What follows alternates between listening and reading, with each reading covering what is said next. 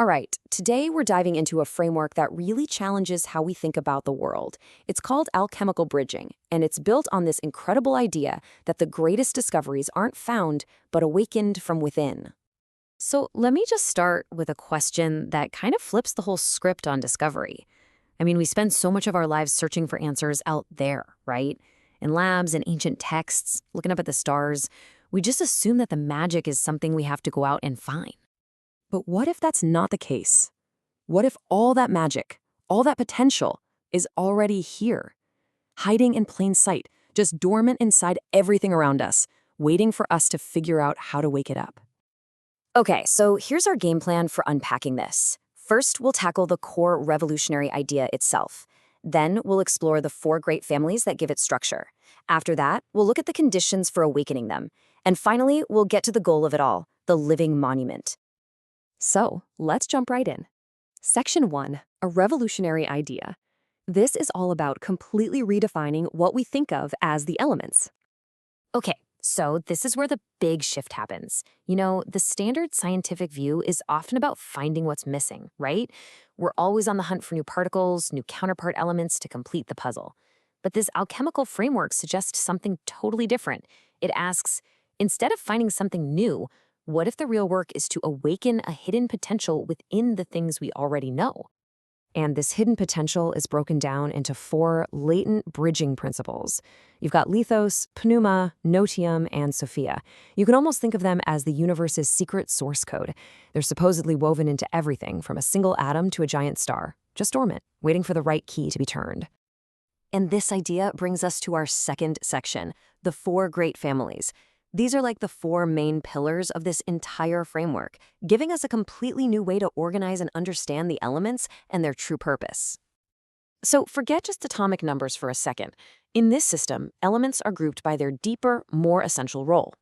The foundational elements, the stuff that gives everything structure, embody the principle of lithos, or truth. The energetic and reactive elements, the ones that cause all the change, they align with pneuma, or will. The conductive metals, which are all about connection, they channel noetium, which is like a catalyst. And finally, those serene, noble gases. They reflect Sophia, or wisdom.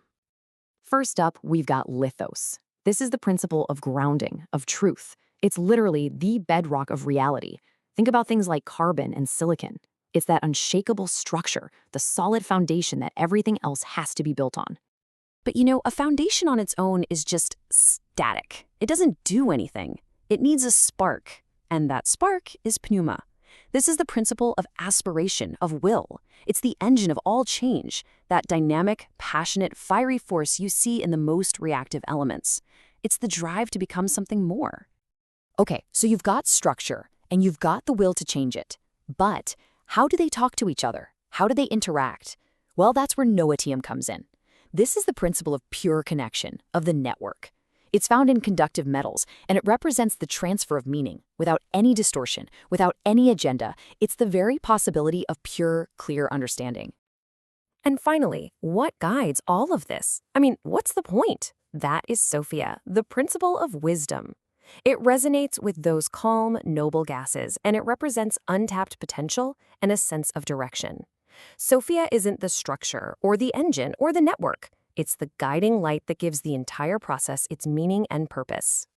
So, we have the pillars, but how do we actually connect them? How do we build the bridge? Well, that brings us to section 3, the conditions for awakening. This is the how-to, the active, conscious process that's known as the great work. And this right here, this is absolutely crucial. The work isn't about getting something new. It's not about acquiring some new power or object. The source material is crystal clear on this. The goal is internal transformation. It's about becoming a certain way. So how does this awakening actually happen? Well, it's a process. First, you awaken lithos through absolute integrity by building your foundation on pure truth. Second, you awaken pneuma through selfless intention, directing your will and your energy towards a higher goal. Third, you awaken noetium through purity, communicating honestly without a hidden agenda. And finally, you awaken Sophia through a clear sense of purpose, a conscious, open invitation for wisdom to come in and light the way. When all this work is done, when all four principles are awakened and integrated, it leads to this incredible final achievement. And that brings us to our last section, the living monument, which is the capstone of what this framework calls pure perception. Pure perception is the grand prize, but it's not a thing you find, it's a state you achieve.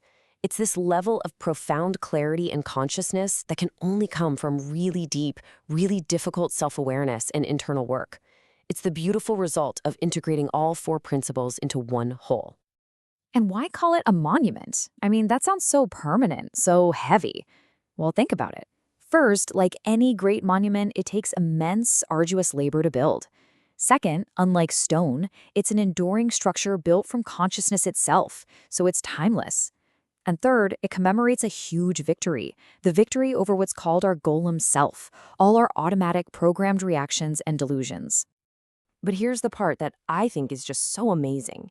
It's not some cold, static trophy that you put on a shelf. The source material really emphasizes that this is a living monument. It's active, it's functional. So if it's living, what does it do? This is the really cool part. It's not something you look at, it's something you look from. It becomes the very temple from which you experience reality. It acts like an observatory with perfectly clear windows that let the light of Sophia, our wisdom, shine right in. And it's a resonant chamber, amplifying that pure connection of noation, of true understanding. And that brings us to the ultimate thesis, the absolute core of this whole thing. The work isn't to use your perception to go and build a monument. The work, the journey, the final achievement is that your perception itself becomes the monument. There is no higher art.